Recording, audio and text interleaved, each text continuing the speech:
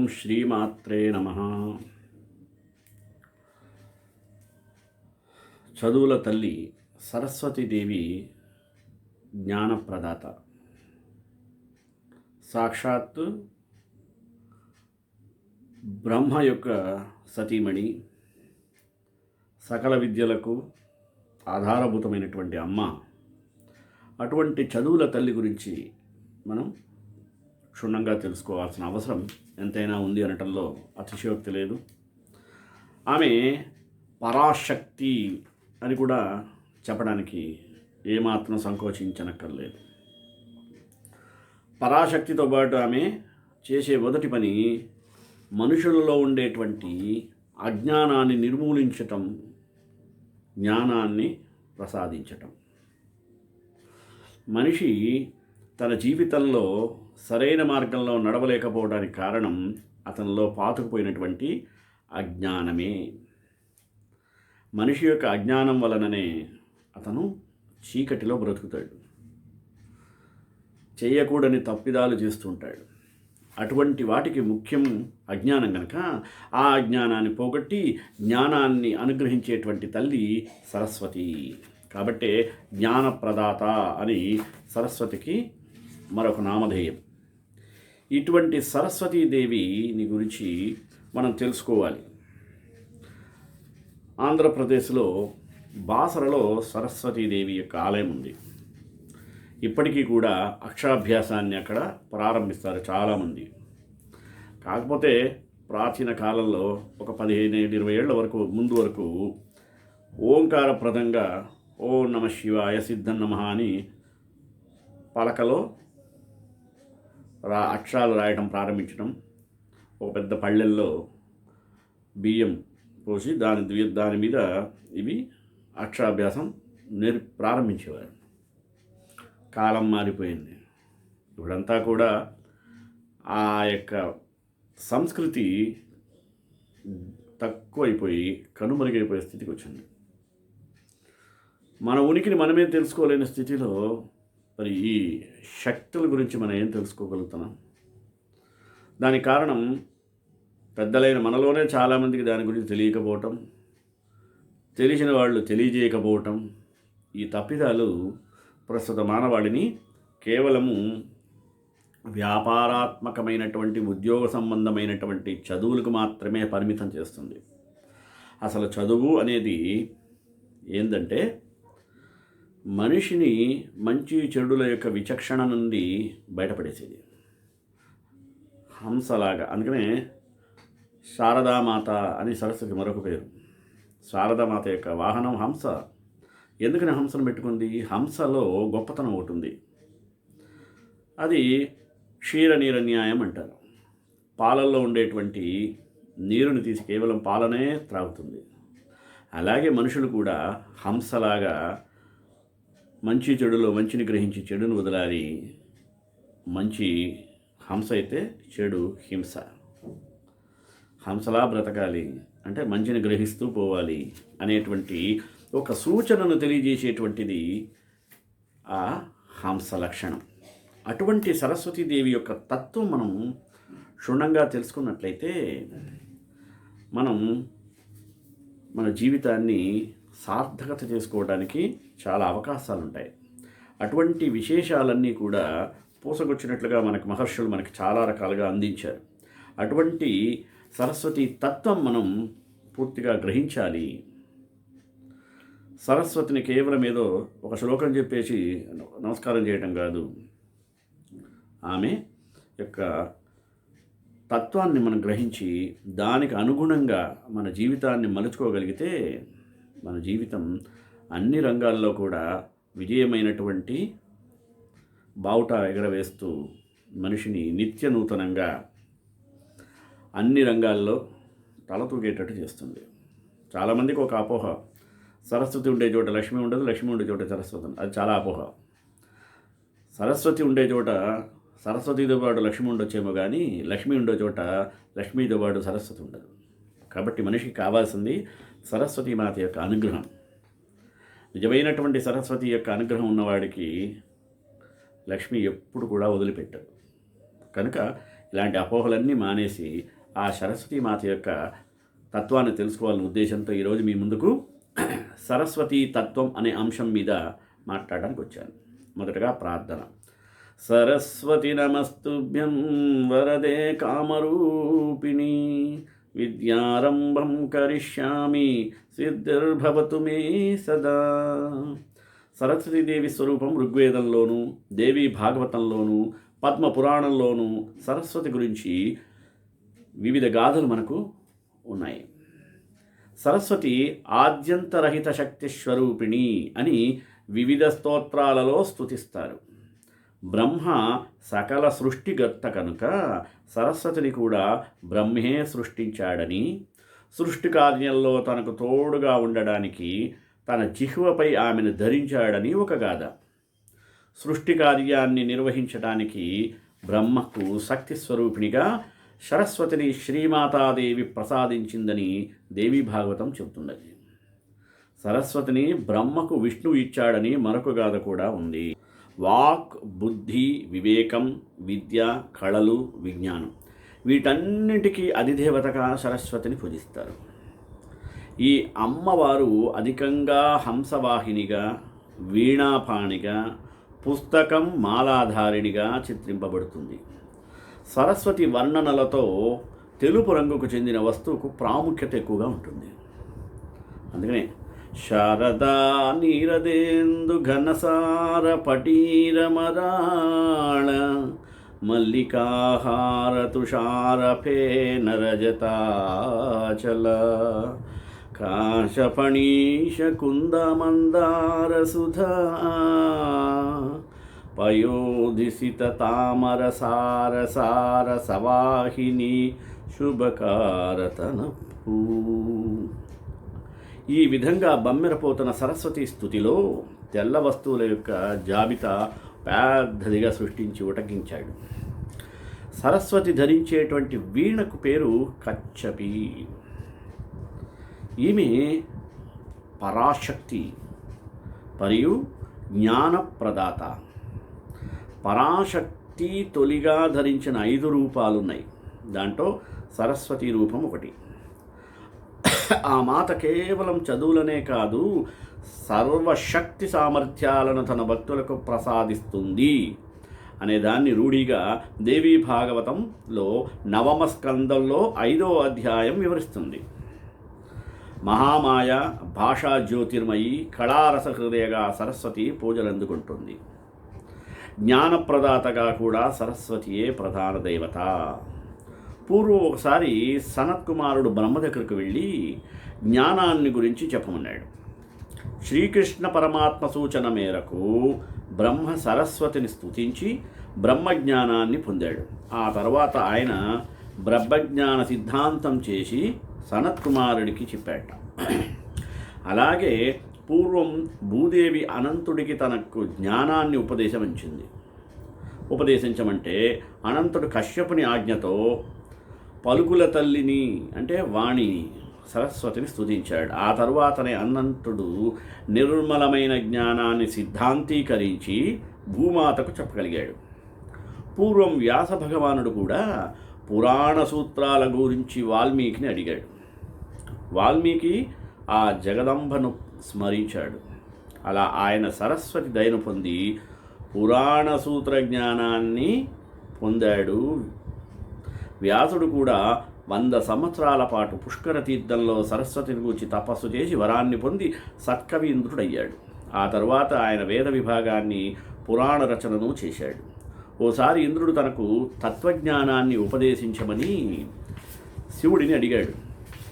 శివుడు వెంటనే దివ్యవాణిని తలచుకొని ఆ శక్తి ప్రభావంతో ఇంద్రుడికి జ్ఞానోపదేశం చేశాడు. ఆ ఇంద్రుడే బృహస్పతి దగ్గరకు వెళ్ళి శబ్దశాస్త్రాన్ని చెప్పమన్నాడు. అప్పుడు వెంటనే బృహస్పతి పుష్కర క్షేత్రానికి వెళ్ళిపోయి 1000 దివ్య సంవత్సరాల పాటు సరస్వతిని ధ్యానించి శబ్దశాస్త్రం పొందాడు. పొరపాటున గురువు ఆగ్రహానికి గురై ఓసారి తాను చదువుకున్న చదువునంతా కోల్పోయాడు యాజ్ఞవల్క్య మహర్షి. అప్పుడు ఆయన శోకార్తుడై పుణ్యప్రదమైన సూర్యస్థానానికి వెళ్ళి సూర్యుడిని గురించి కఠినంగా తపస్సు చేశాడు. సూర్యుడు ప్రత్యక్షమై ఆ మహర్షి భక్తికి మెచ్చి వేదాంగాలను చదివించాడు. అయితే యాజ్ఞవల్క్యుడికి జ్ఞాపక శక్తి లేకపోవడాన్ని గమనించిన సూర్యభగవానుడు సరస్వతీ స్తోత్రాన్ని భక్తితో నిరంతరం పఠించమని చెప్పాడు. దీన్ని బట్టి ఏమర్థమవుతుంది? చదవడం ఒక ఎత్తు అయితే ఆ చదివిన దానిని ఆశాంతం జ్ఞాపకం పెట్టుకోవడం చాలా అవసరం. ఆ జ్ఞాపకం కూడా ఇచ్చేది జ్ఞానప్రదాత సరస్వతీమాత. యాజ్ఞవల్క్య మహర్షి సూర్యభగవానుడు చెప్పినట్టు భక్తితో సరస్వతి స్తుతి వదలకుండా చేశాడు. ఆ స్తుతితో తాను గురుశాపం వల్ల విద్యావిహీనుడైనట్లు, జ్ఞాపకశక్తి కోల్పోయినట్లు చెప్పాడు. తన మీద దయచూపి జ్ఞాపక శక్తులను ప్రసాదించమని, విద్యను చక్కగా శిష్యులకు బోధించే శక్తిని, గ్రంథ రచనా శక్తి, ప్రతిభ గల శిష్యులను తనకు ప్రసాదించమని వేడుకున్నాడు. సత్సభలలో మంచి విచారణా శక్తిని, సత్యస్వరూపిణి, వాక్యాధిష్టాత్ర రూపిణి అయిన సరస్వతిని పదే పదే స్తుతించడంతో ఆ మాత యజ్ఞవల్క్య మహర్షిని మళ్ళీ సంపూర్ణ జ్ఞానవంతునిగా, సుకవిగా వెలుగొందమని ఆశీర్వదించింది. ఈ సరస్వతీదేవి స్తుతి అంతా కూడా మనం దేవీ భాగవతంలో చూడొచ్చు. హిందూ మత ప్రభావం ఉన్నటువంటి బౌద్ధ మతంలో కొన్ని చోట్ల మంజుశ్రీ మహాసరస్వతి, వజ్ర సరస్వతి, ఆర్యవజ్ర సరస్వతి, వజ్రవీణా సరస్వతి, వజ్రశారద వంటి పేర్లతో సరస్వతీదేవి యొక్క ఆరాధన జరిగింది.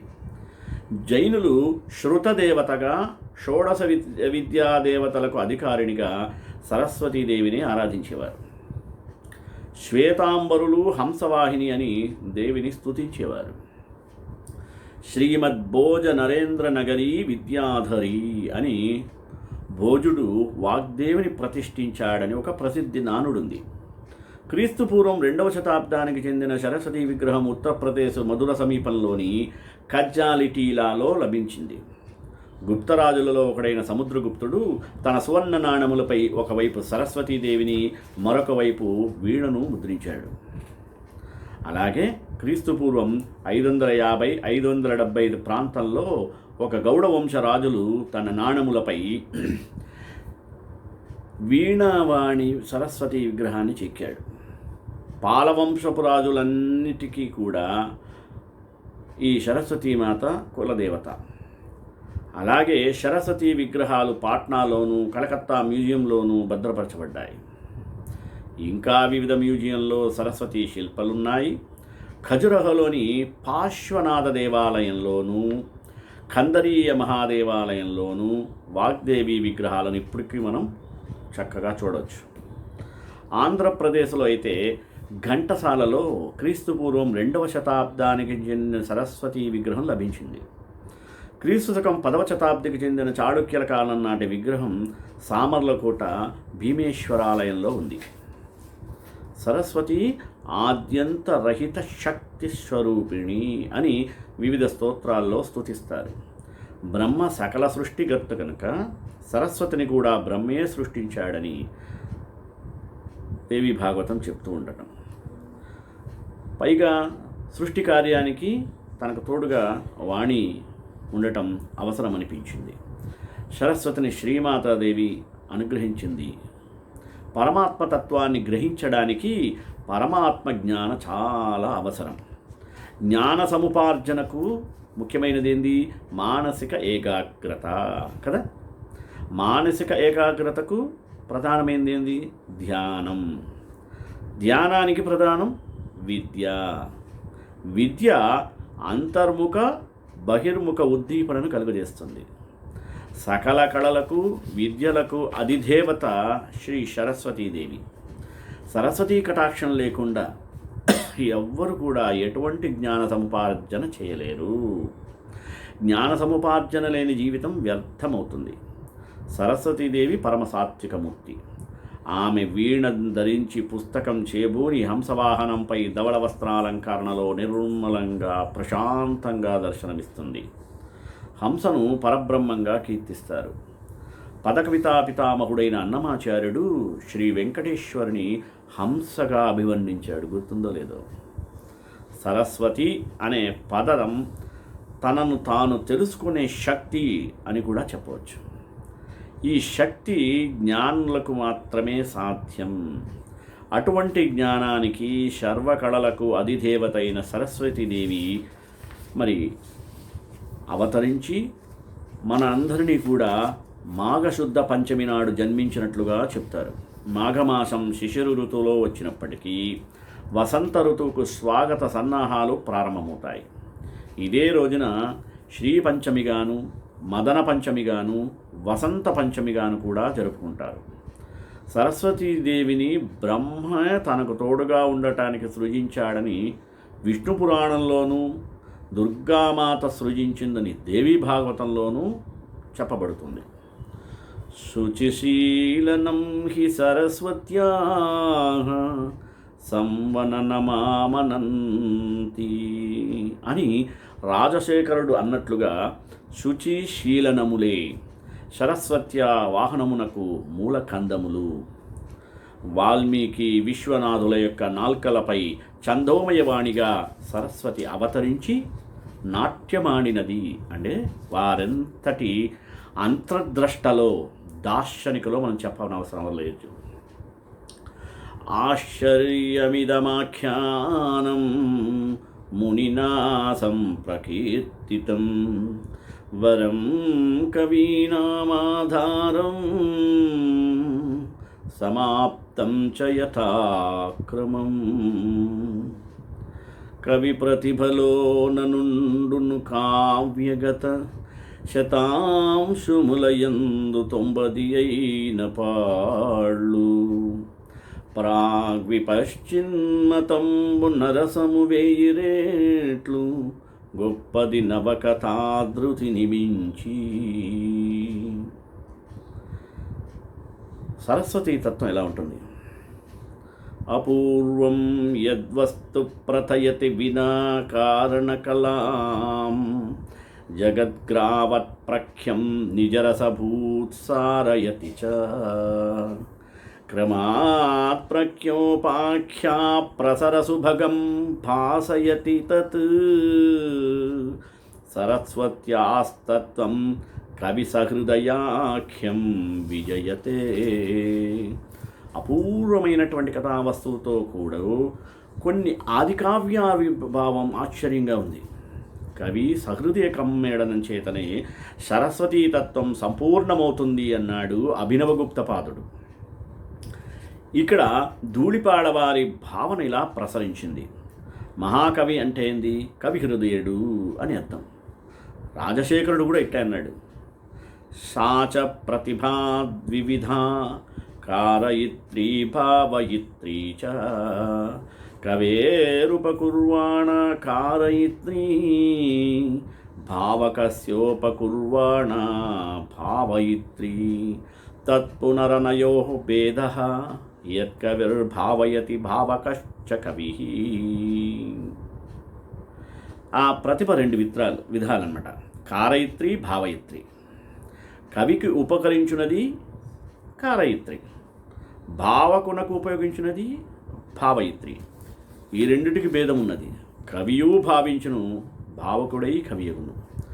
రాజశేఖరుని అభిప్రాయముపై నుదహరించిన అభినవగుప్తుని మాటలో సంవదించుతున్నది.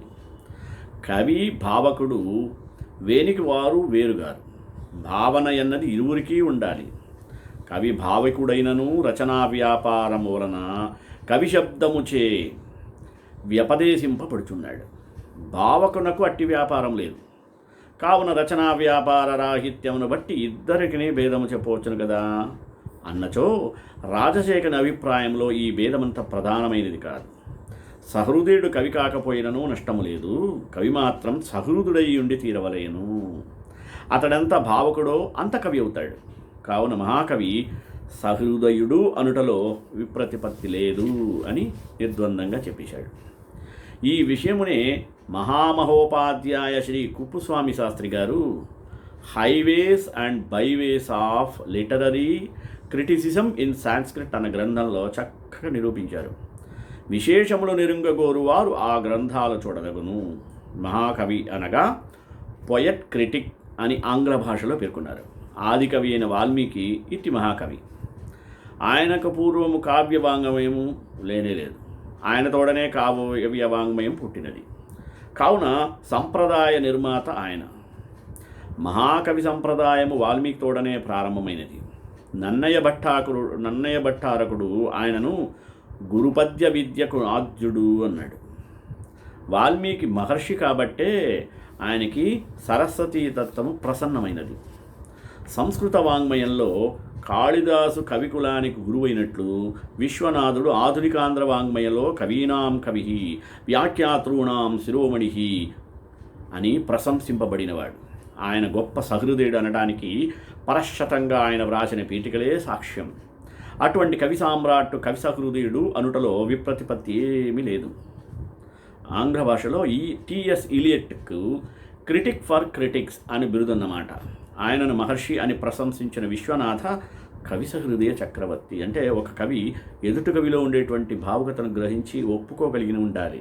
ఈర్ష్యాసూయాలు లేకుండా ఉండగలిగిన వాడు విశ్వనాథ మహాకవి. అందుకని విశ్వనాథుడు కాదు, విశ్వనాథ కవి కాదు, విశ్వనాథుడు మహాకవి అయ్యాడు. విశ్వనాథుడు 22వ సంవత్సరమే సరస్వతి సాక్షాత్కారం జరిగిందన్నట్టుకు ఆయన వ్రాసిన ఆంధ్ర పౌరుషంలోని మొదటి పద్యమే సాక్ష్యము. ఆ పద్యం ఏందో తెలుసా? శ్రీ పద్మాకర చామరానిలహృత స్వేదాంబువౌ మేనది వ్యాపాంగముల నీవు లోకముల బ్రోవన్ వీణవాయుంపుచో నీ పారామని నిరంతర ధ్వనిత తంత్రీనాద సంతానమమ్మ పల్కించగదమ్మ విశ్వజగదంబా రాజరాజేశ్వరి. ఈ పద్యంలో నిక్షిప్తమైన సరస్వతీ మండలానికి చెందిన ఖగోళ శాస్త్ర రహస్యాన్ని వివరిస్తూ, నేను ఆంధ్రప్రదేశ్ 3వ ప్రాచ్య పండిత పరిషత్తులో సరస్వతీ శ్రవంతి విశ్వనాథ విజ్ఞాన నిరతి అనే వ్యాసం చదివాను. ఆ తరువాత నవభారత్లో ఆ వ్యాసం ప్రకటింపబడింది. కాబట్టి ఇక్కడ వివరించడం లేదు. వాల్మీకిని విశ్వనాథన్ కవిని పలికించిన విశ్వ జగదంబ అయిన సరస్వతీదేవిని కొంచెం తెలుసుకోవాలి. సరస్వతి అంటే ఏమిటి? సరస్వతి ఉపాసన వలన మానవ జాతికి ఎలాంటి శ్రేయస్సు చేకూరుస్తుంది అనే ప్రశ్న గురించి విచారిస్తూ పోతే సరస్వతీ తత్వం ఏమిటో కరతలామలకమవుతుంది. ఇది జిజ్ఞాస. సరస్వతి జ్ఞానాధిష్టాన దేవత. భారతీయ ధర్మంలోని అన్ని విచార మార్గాలు సరస్వతీదేవిగా చెప్తున్నాయి. వైదిక ధర్మంలో సరస్వతి, జైన ధర్మంలో శృతదేవత, బౌద్ధ ధర్మంలో ప్రజ్ఞాదేవి అనే పేర్లతో సరస్వతీదేవియే ఉపాసింపబడుతోంది. ప్రజ్ఞ జ్ఞానానికి అధిదేవత. బుద్ధ భగవానునికి తపశ్చర్య సమాధుల ఫలస్వరూపంగా లభించిందని బుద్ధి విశేషమే ఈ ప్రజ్ఞ. ప్రజ్ఞ ఒకటే మానవుని విశిష్ట గుణం. భౌతిక కార్మిక శక్తుల యొక్క వాటి గొప్పతనాలు వాటికి ఉన్నప్పటికీ ప్రజ్ఞ లేదా మనోశక్తి అన్నింటికంటే మించింది. ఒకే సూత్రాన్ని అనుసరించి మనసే మానవుడు, దీని లోకోక్తిగా చెబితే మనసుంటే మార్గం లేకపోలేదు అని మనం అంటుంటాం. మనస్సుకు 2 స్వరూపాలు. ప్రతి వ్యక్తిలో ప్రత్యేకంగా నిర్మితమైన మనస్సు ఉన్నది. ఇది వ్యష్టి మనస్సు. నిజ జీవితంలో వ్యక్తి సాధించిన భౌతిక వికాసం వాని మనస్సు నుండి నిర్గమించిందే అని చెప్పాలి. సృష్టిలో ఎందరు జీవులు ఉన్నారో అన్ని రకాల మనసులు ఉన్నాయి. జిహ్వకో రుచి, పుర్రెకో బుద్ధి, తాను మెచ్చిందే రంభ, తాను మునిగిందే గంగ అనే సామెతలు ఇలా ఏర్పడినవే. బుద్ధి లేదా మనస్సు అనేది ఏదో స్థూల వస్తువుగా సుమి శరీరాన్ని మనం భౌతికంగా చూడగలుగుతున్నాం. కానీ శరీరాంతర్గతమైన ప్రజ్ఞ లేక బుద్ధి ఒక సూక్ష్మ శక్తి. దాని ప్రేరణ చేసి శబ్దాన్ని ఉచ్చరించినప్పుడే ఆ శక్తి మన యందున్నదని తెలుస్తుంది. వాల్మీకి గొప్ప మహర్షి, అందుకు సందేహం లేదు. కానీ మానుషాద శ్లోకం ఆయన నోటి గుండా వచ్చేంత వరకు ఆయనలో ఒక మహాకవి ఉన్నాడని, ఆయన నోటి గుండా ఆ శ్లోకం పలికిస్తాడని ఎవ్వరికి ఆయనకే తెలియలేదు. ఇది వాక్శక్తి యొక్క విలాసం. వ్యక్తి యొక్క ఈ ప్రజ్ఞ లేదా బుద్ధిని సాధారణ పరిభాషలో వ్యష్టి మనస్సు అనవచ్చు. ఎందరు వ్యక్తుల్లో అన్ని వ్యష్టి మనస్సులు.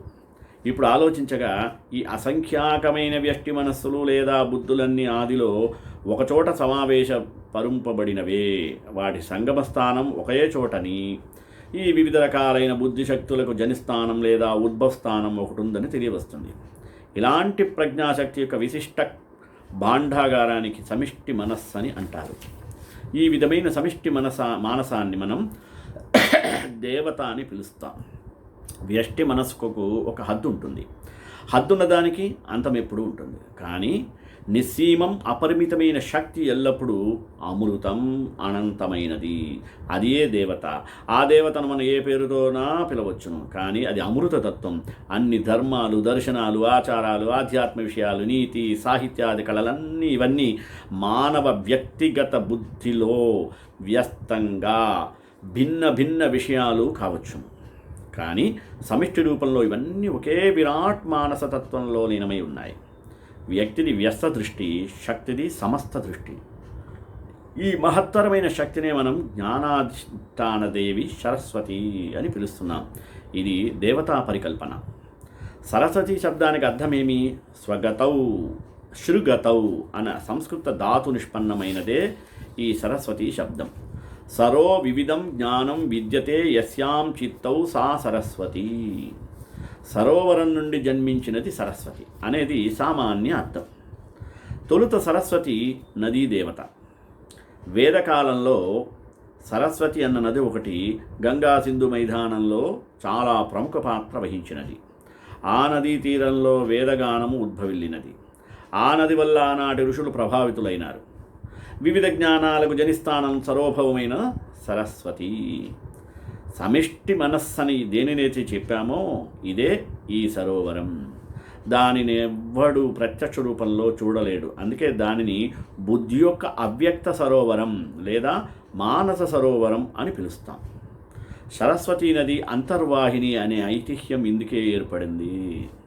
అది అవ్యక్తం కాబట్టి అంతర్వాహిని అంటే అన్కాన్షియస్ స్ట్రీమ్. దీనినే ఋషులు బ్రాహ్మసరము అన్నారు. వేదం దీనినే హిరణ్మయ ఉత్సము అంటే బంగారపు బావి అని ప్రశంసించింది. ఉత్సోదేవ హిరణ్మయ అని ఋగ్వేదం. సరస్వతి శుక్లవర్ణం ప్రకాశం లేదా జ్యోతి యొక్క రూపం. దీనినే జ్ఞానం అంటాం. జ్ఞానం ఒక జ్యోతి. ఇది ప్రతి వ్యక్తి యొక్క మానసంలో అభివ్యక్తమవుతూ ఉంటుంది. దీనినే ఉపనిషత్తు ఆర్ద్రం జ్వలతి జ్యోతిరహమస్మి అనగా నేను వెలిగే దీపాన్ని అని జీవుని స్వరూపాన్ని వర్ణించింది. ఋషి మానవుల్ని అమృతపుత్రులారా అని సంబోధిస్తున్నాడు ఉపనిషత్తుల్లో. అమృతపుత్రుడంటే ఆధ్యాత్మపరంగా చూస్తే ప్రతి జీవునిలోని ప్రతి ప్రాణిలోని ప్రాణశక్తి జ్యోతి వంటిది. అది ఆర్ద్రంగానే వెలుగుతూ ఉంటుంది. ప్రతి జీవుడు తాను ఆర్ద్రమైన జ్యోతిస్సునని భావించాలి అంటోంది ఉపనిషత్తు. సృష్టి ఆరంభం నుండి ఈనాటి వరకు మానవుని మనసులో జ్ఞానరూపమైనటువంటి జ్యోతిస్సు ఎన్ని రకాలు ఉదయమైందో దీనిని బట్టి మనం ఊహించుకోవచ్చు. అనేక ఋషులు, మునులు, బుద్ధుడు, బోధిసత్వుడు, అర్హులు, సిద్ధులు, ఆచార్యులు ఈ జ్ఞానజ్యోతిని ఉపాసించారు. నామభేదం చేత వస్తుతత్వం భేదమేమీ ఉండదు. అందరూ సరస్వతీ మందిరంలో జ్ఞానజ్యోతిని ఉపాసించిన వారే. అనాహత జ్యోతిని వర్ణిస్తూ భగవద్గీత జ్ఞానయోగంలో ఏమంటుందో తెలుసా? యథా దీపో నివాతస్థో నేంగతే సోపమా స్మృత యోగినో యత చిత్తస్య యుంజతో యోగమాత్మనః. నిశ్చల వాయు ప్రసారం గల చోట దీపము చలింపక స్థిరముగా ఎట్టు వెలుగుతుంటుందో అట్లే ఈ యోగ సాధన చేత మనస్సును జయించి యోగికి చిత్తము స్థిరమయ్యుండును. జ్ఞాన యొక్క స్వరూపం జ్యోతి లేదా ప్రకాశమని చెప్పబడింది. దానినే మరొక విధంగా జలమని కూడా చెప్పవచ్చు. అప్పుడు కూడా ఆర్ద్రత అనే గుణం అన్వయిస్తుంది. ప్రతి వ్యక్తి యొక్క మనస్సు ఆ విరాట జ్ఞాన సరోవరం యొక్క ఒక పరిమితమైన సీమకు సంబంధించిన అంశం. ఎల్లప్పుడూ తన మనస్సును సరస్వతి యొక్క విరాట్ జ్ఞాన చింతనచే స్వచ్ఛత్వాన్ని, పరిశుద్ధిని పొందేటట్లుగా చూసుకుంటూ ఉండాలి. దీనికి వాల్మీకి రామాయణ అవతారిక చక్కని తార్కాణం లభిస్తుంది. వాల్మీకి తమసా నదీ తీరానికి శిష్యుడైన భరద్వాజుని వెంట తీసుకెళ్ళినప్పుడు క్రౌంచ ద్వంద్వ వియోగ ఘటన ఇంకా అప్పటికి జరగలేదు. వాల్మీకిలోని సహృదయుడు అప్పుడు మేల్కొని ఉన్నాడు. అకర్దమమిదం తీర్థం భరద్వాజ నిశామయ రమణీయం ప్రసన్నాంబా సన్మనుష్యమనోయథ. అకలుషమైన చిత్తవృత్తిని అకర్దమ తీర్థ అనే మాట తీర్థమనే పవిత్రతను, దివ్యత్వాన్ని సూచిస్తుంది. అటువంటి స్వచ్ఛమైన జలము రమణీయ ప్రసన్నాంబువు అని వర్ణిస్తున్నాడు కవి. రమణీయ ప్రసన్న శబ్దంలో రెండు కావ్యాంతర్గత వైశిష్ట్యాన్ని సూచించే ఉపలక్షకమైన మాటలే. నన్నయ్య గారు ఆశ్వాసాంతలలో రమణీయ శబ్దాన్ని తరచుగా వాడటమే కాదు, అవతారికలో ప్రసన్న కథా కలితార్థయుక్తి అని వాల్మీకి వాడిన పై రెండు మాటలను తన కావ్య శిల్ప లక్షణాలలో ప్రధానమైనదిగా స్వీకరించాడు నన్నయ్య. పద్య విద్యా ప్రభు కాగా వాల్మీకి గురుపద్య విద్యకు ఆద్యుడయ్యాడు. సరస్వతీదేవి వాహనం హంస. మానవుని వ్యక్తిగత బుద్ధిని లేదా మనస్సును అహం అంటారు. అదే హంస. విరాట్ జ్ఞానాన్ని మూర్త రూపంలో అంటే ఒక కేంద్ర స్థానంలో దర్శించాలంటే మనోరూపమైన హంస కంటే వేరొక మార్గం లేదు. వాయువేగ మనోవేగాలన్నీ లోకంలో మనం అంటుంటాం. మనస్సు కంటే వేగవంతమైనది సృష్టిలో మరొకటి లేదు. సరస్వతి ఆ వాహనం హంస ద్వారానే సంభవం. హంసపై అధివసించిన సరస్వతి దివి నుండి భూకి అవతరించిన వాక్శక్తికి, సమిష్టి నుండి వ్యష్టికి సంక్రమించిన జ్ఞాన మార్గానికి సంకేతం. హంస ప్రాణానికి, వ్యష్టి మనస్సుకు ప్రతీక. ప్రాణానికి వాక్కుకు ఎడతగని సంబంధం. వాక్శక్తియే సృష్టిగా పరిణమించింది వేదం. వ్యక్తి యొక్క మనస్సు ఆ పక్షితో సమానమైంది. దాని శక్తివంతమైన రెక్కలతో విరాట్ ఆకాశాన్ని కొలవడంలో గొప్ప విశేషం ఉంది. ఎవరికీ పోవడానికి శాక్యం కానీ అతి గహనమైన ప్రదేశాల్లో కూడా ఆ పక్షి తన పయన కౌశలం చేత విశేష విషయాలను గ్రహించి తిరిగి తన స్థానం చేరుకోగలదు. అందుకే కాళిదాసు మనస్సును రథంతో పోలుస్తూ మనోరథాన మగతిర్న విద్యతే, మనస్సనడి రథానికి పరిచయం కాని మార్గమే లేదన్నాడు. ఇతరుల మీద తోడి సంపర్క సాన్నిహిత్యాల వల్ల తన మనస్సులో ఎటువంటి ఉద్వేగానికి, అలజడికి, ప్రతికూల ప్రతిక్రియలకు తావీయకుండా జాగ్రత్త పడాలి. ఇదే ఉత్తమ సంయమనం గలవాని యొక్క మనోలక్షణం. ఇలాంటి మనస్సే మానవ పురోగతికి మిక్కిలి ఆవశ్యకమైంది. ఇలాంటి స్వచ్ఛమైన మనస్సే ఆ సమిష్టి మనస్సుకు మిక్కిలి దగ్గరగా ఉంటుంది. అందుకే ఇలా చెప్పబడింది, సంసార విషవృక్షస్య ద్వేపలేహ్యమృతోపమే కావ్యామృతరసస్వాదః సాంగత్యం సాధుభిః సహ. జనన మరణ యాత్రారూపమైన జీవుని సంసార పరిభ్రమణం ఒక విషవృక్షంతో పోల్చబడింది. అంటే అందులో సారం లేదు, నిస్సారమైంది, పైగా ప్రాణాంతకమైంది. కానీ ఆ విషవృక్షంతో రెండు అమృత ఫలాలున్నాయి. ఏమిటవి తెలుసా?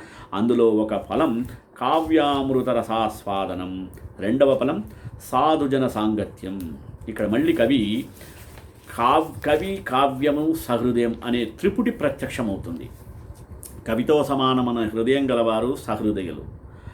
నాయకస్య కవే శ్రోతు సమానోనుభవస్తతాహ అన్నాడు అభినవగుప్తుని ఉపాధ్యాయుడు భట్టతౌటుడు. ఇలా మన మనసులో ఎటువంటి సరస్వతీ మందిరాన్ని నిర్మించుకుంటున్నామో అది మన శాశ్వత నివాస స్థానం కావాలి. అదే మన హృదయం, అదే మన స్వర్గం, అదే మన రసరాజధాని, రసధుని. అది జ్ఞానాధిష్టాన దేవతకు ఒక ప్రతీక కావాలి. ఎవడైతే తన మనోశక్తిచే జీవన నిర్మాణ కళలో నిష్ణాతుడో అతనికి సరస్వతీ మందిర నిర్మాణ ధ్యేయం సార్థకమైనట్లే. ఇది క్లుప్తంగా సరస్వతీ తత్వం. శ్రీకాంతాయ కళ్యాణ నిదే నిదేదనాం శ్రీ వెంకట నివాసాయ శ్రీనివాసాయ మంగళం. మంగళాశాసన పరిమదాచార్య పురోగమై సర్వైశ్చ పూర్వైరాచార్య సత్కృతాయాస్తు మంగళం.